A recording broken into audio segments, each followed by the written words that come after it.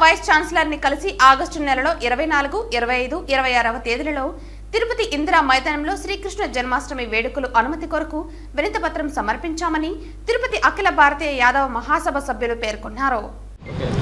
ఈరోజు అఖిల భారతీయ యాదవ మహాసభ యువత అందరూ కూడా తొడా వీసీ గారిని కలవడం జరిగింది.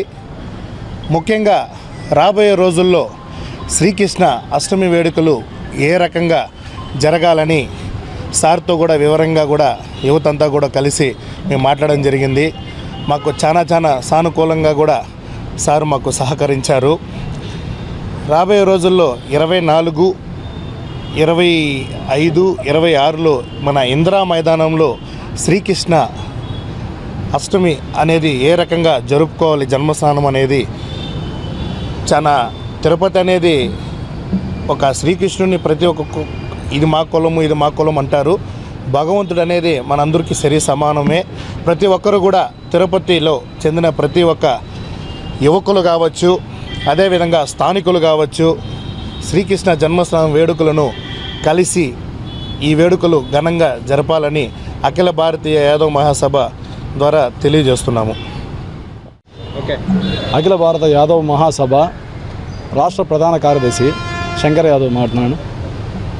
ఈ రాబోయే ఆగస్టు 24, 25, 26 శ్రీకృష్ణ జన్మాష్టమి ఆయన జన్మదిన వేడుకలు ఒక పెద్ద ఎత్తున తిరుపతి ప్రజలందరికీ, చుట్టుపక్కల గ్రామాలకు, కొండపైన నివసించే వారికి అందరికీ సమాన హక్కు ఉంది. అందరూ ప్రతి ఒక్కరు వచ్చి ఈ శ్రీకృష్ణ జన్మాన్ని అందరూ జయప్రదం చేయాల్సిందిగా కోరుకుంటున్నాం.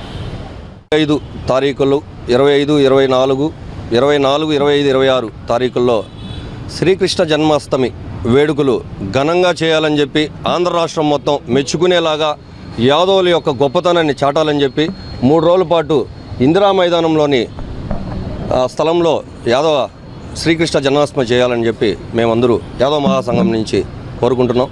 అదేవిధంగా ఈరోజు ఈసీ గారికి వినతి పత్రం ఇచ్చి మాకు పర్మిషన్ అడగడం జరిగింది. ఆయన కూడా మాకు సానుకూలంగా చేసుకోమని చెప్పారు, ఘనంగా చేయమని చెప్పారు. ఓం నమో వెంకటేశాయ. ప్రపంచ ఆధ్యాత్మిక పుణ్యక్షేత్రమైనటువంటి తిరుపతిలో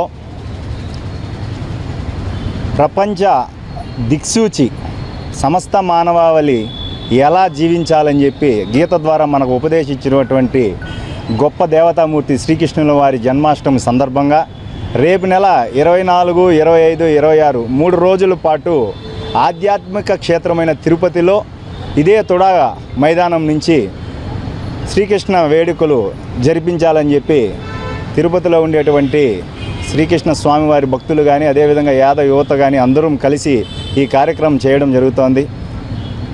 తిరుపతి ప్రజలు, స్థానికులు, శ్రీవారి సేవకులు, శ్రీవారి భక్తులు అందరూ కూడా శ్రీకృష్ణ వేడుకలలో పాల్గొని స్వామివారి అనుగ్రహం పొందాలని చెప్పి మీ ద్వారా తెలియజేసుకుంటూ ఓం నమో వెంకటేశాయ.